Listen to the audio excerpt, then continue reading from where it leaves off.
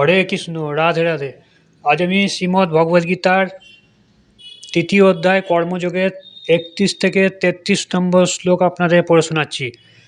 আমি গতকাল পর্যন্ত 30 নম্বর শ্লোক আপনাদের পড়ে শুনিয়েছি।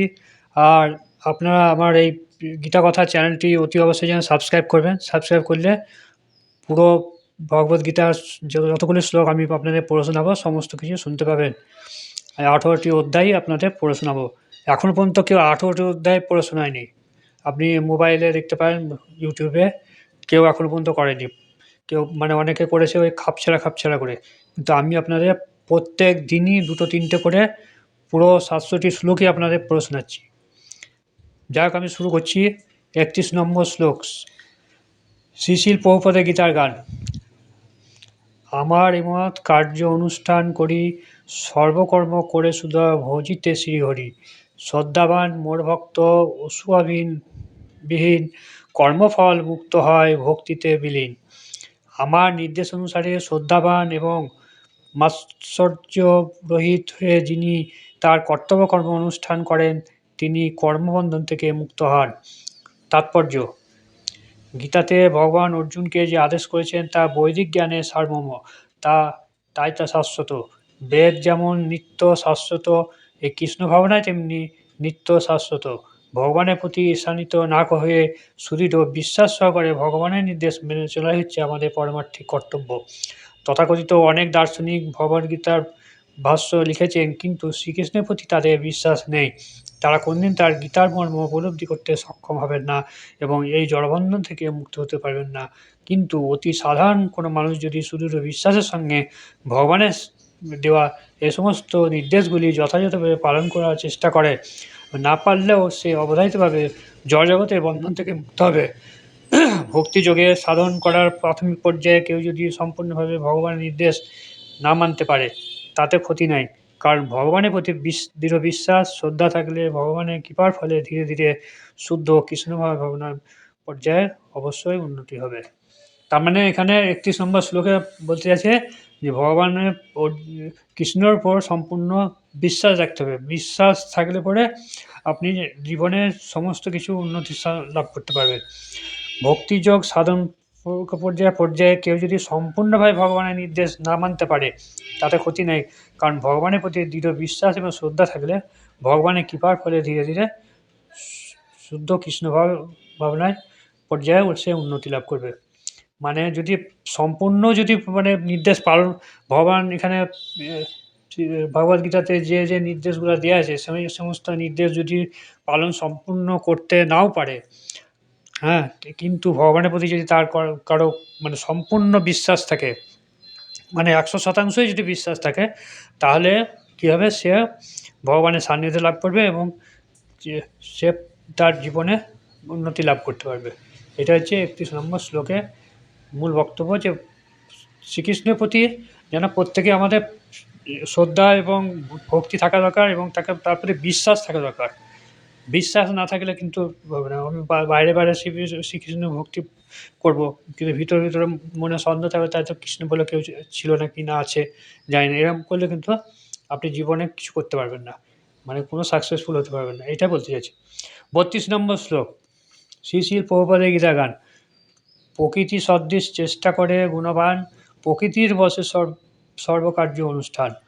অনুবাদ: কিন্তু যারা অসূয়াপূর্বক আমার এই উপদেশ পালন করে না, তাদের সমস্ত জ্ঞান থেকে বঞ্চিত, বিমূঢ় এবং পরমার্থ লাভের প্রচেষ্টা থেকে ভ্রষ্ট বলে জানবে। তাৎপর্য: কৃষ্ণ ভাবনায় না হওয়ার ক্ষতি সম্পর্কে স্পষ্টভাবে বলা হয়েছে। কর্মক্ষেত্রে সর্বোচ্চ কর্মকর্তার নির্দেশ অবাধ্যতা করলে যেমন শাস্তি হয়, তেমনি পুরুষোত্তম ভগবানের নির্দেশ অমান্য করলেও নিশ্চয় শাস্তি আছে। অমান্যকারী লোক সে যতই উচ্চ স্তরে হোক, তার কাণ্ডজ্ঞানহীন বুদ্ধি বিবেচনার জন্য তার নিজের স্বরূপ সম্পর্কে, এমনকি পরম ব্রহ্ম, পরমাত্মা এবং পরম পুরুষোত্তম ভগবানের স্বরূপ সম্পর্কে অজ্ঞ, সুতরাং তার জীবনে পরিশুদ্ধতা লাভের কোনো আশা নাই। 32 নম্বর শ্লোকে কী বলা হয়েছে, যে ভগবানের যদি নির্দেশ পালন কেউ না করে, অর্থাৎ যেমন কেউ যদি তার কর্মক্ষেত্রে উপরওয়ালা নির্দেশ পালন করলে না করলে যেমন শাস্তি হয়, তেমনি পরম পুরুষোত্তম ভগবানের নির্দেশ পালন করে তারও শাস্তি হবে, অর্থাৎ সে জীবনে কিছু করতে পারবে না। এটাই বক্তব্য। বলছে যে অমান্যকারী লোক সে তার যতই উচ্চ স্তরে হোক, তার কাণ্ডজ্ঞানহীন বুদ্ধি বিবেচনার জন্য তার নিজের স্বরূপ সম্পর্কে, এমনকি পরম ব্রহ্ম, পরমাত্মা এবং পরম পুরুষোত্তম ভগবানের স্বরূপ সম্পর্কে অজ্ঞ। সুতরাং তার জীবনে পরিশুদ্ধ লাভের কোনো আশা নেই। বলছে যে সে যত বড়ই লোকই হোক, সমাজে বিশিষ্ট ব্যক্তি যত, কিন্তু সে যদি ভগবানের আদেশ নির্দেশ পালন না করে, ভগবানকে বিশ্বাস না করে, তার জীবনে পরিশুদ্ধতা লাভের কোনো আশা নাই। অর্থাৎ সে জীবনে ভগবান সান্নিধ্য লাভ তো করতে পারবেই না, উপরন্তু তার শাস্তি হবে। ৩৩ নম্বর শ্লোক, শ্রী শ্রী প্রভুপাদের গীতার গান। বহুকাল হতে যারা প্রকৃতির বশ, নিগ্রহ করিতে পারে হইয়া বিবশ। অনুবাদ, জ্ঞানবান ব্যক্তিও তার প্রকৃতির নির্দেশ অনুসারে কার্য করেন, কারণ সকলেই তাদের স্বীয় স্বভাবকে অনুগমন করেন। সুতরাং দমন করে কী লাভ হবে? তাৎপর্য অর্থাৎ বিশ্লেষণ, কৃষ্ণ ভাবনায় অপ্রকৃত স্তরে অধিষ্ঠিত না হতে পারলে জড়া প্রকৃতির গুণের প্রভাব থেকে মুক্ত হওয়া যায় না। ভগবদ্গীতার সপ্তম অধ্যায়ে ভগবান সে কথা বিশেষভাবে ব্যাখ্যা করেছেন।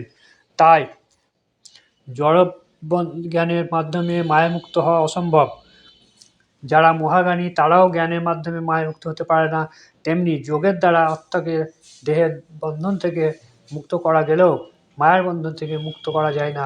বহু তথাকথিত তত্ত্ববিদ আছেন যারা ভগবত তত্ত্ব দর্শন লাভ করা অভিনয় করে, কিন্তু তাদের অন্তর সম্পূর্ণভাবে মায়ার দ্বারা আচ্ছন্ন। তারা সম্পূর্ণ মায়ার গুণের দ্বারা আবদ্ধ।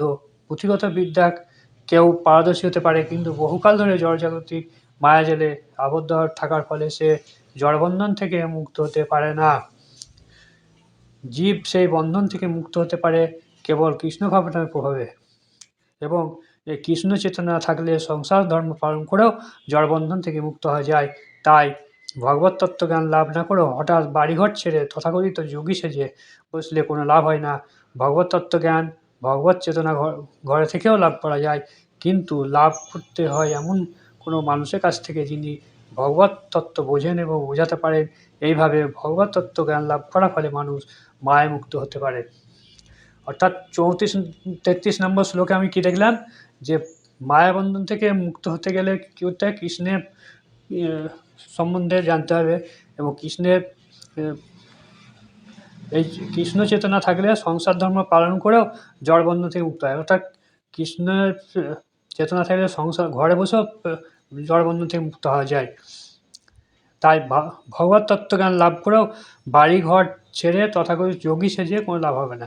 অর্থাৎ ভগবত তত্ত্ব জ্ঞান লাভ করে বাড়িঘর ছেড়ে কেউ যদি যোগী সেজে থাকে, তাহলে কিন্তু তখন লাভ হবে না।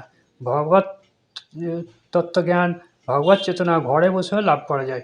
অর্থাৎ ঘরে বসেও ভগবত চেতনা লাভ করা যায়, কিন্তু তা লাভ না করে এমন কোনো মানুষের কাছ থেকে যিনি ভগবত তত্ত্ব বোঝেন এবং বোঝাতে পারেন। কিন্তু একথা নিজে একাই হবে না, কারণ কারোর কাছ থেকে আপনাকে শুনতে হবে। অর্থাৎ ভগবত তত্ত্ব জানতে হবে, যিনি আপনাকে বোঝাতে পারবেন। এইভাবে ভগবত তত্ত্ব লাভ করার ফলে মানুষ মায়া মুক্ত হতে পারে। এই ভগবত তত্ত্ব লাভ করলে মানুষ মায়া থেকে মুক্ত হতে পারবে। আমার এই শ্লোকগুলি পড়া আপনার কেমন লাগলো আপনারা অতি অবশ্যই জানাবেন। আর আমার এই গীতা কথা চ্যানেলটি অতি অবশ্যই লাইক, শেয়ার এবং সাবস্ক্রাইব করবেন। আর শেষে লিখবেন জয় শ্রীকৃষ্ণ, রাধে রাধে, নমস্কার।